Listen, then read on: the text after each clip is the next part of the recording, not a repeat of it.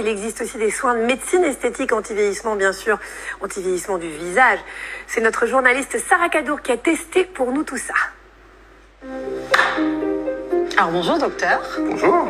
Quelles sont les différentes façons de traiter les signes de l'âge? On peut traiter les signes de l'âge de plusieurs façons, mais déjà en ayant une bonne hygiène de vie au quotidien. C'est-à-dire que déjà avec une bonne alimentation, une activité physique, on aide beaucoup notre organisme à moins vieillir.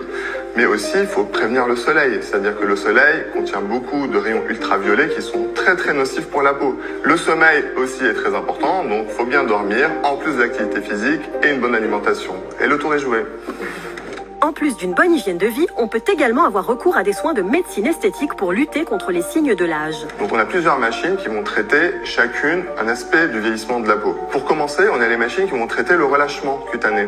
Donc c'est des machines qu'on appelle de radiofréquence ou d'ultrasons focalisés. C'est des ondes énergétiques qui vont chauffer la peau en profondeur pour aller stimuler les fibroblastes, qui sont les cellules qui vont fabriquer le collagène et l'élastine. Le collagène et l'élastine, c'est ces fibres-là qui vont donner l'élasticité et ralentir le relâchement de la peau. Il existe aussi des traitements pour traiter les taches pigmentaires et les rougeurs qu'on peut avoir avec l'âge au niveau de la peau.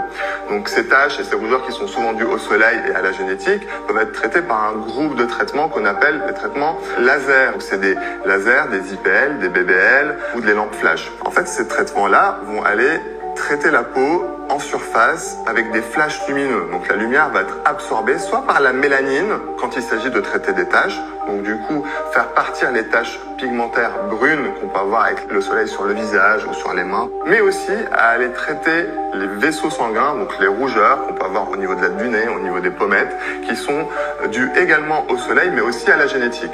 Et là vous avez le laser qui va chauffer donc l'hémoglobine qui est présente dans les vaisseaux sanguins et permettre de les brûler et ainsi de les faire disparaître. Donc on aura une peau beaucoup moins tachée, moins de taches brunes et moins de vaisseaux. Et moi qui approche la quarantaine, docteur, qu'est-ce que vous me conseillerez de faire pour avoir un teint éclatant, lumineux et surtout ralentir les signes de l'âge?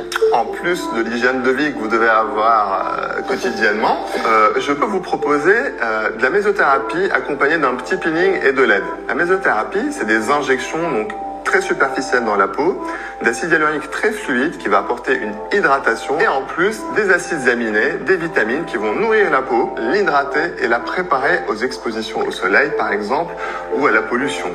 Eh bien, en avant pour un ravalement de façade. Et ça ne s'arrête pas là.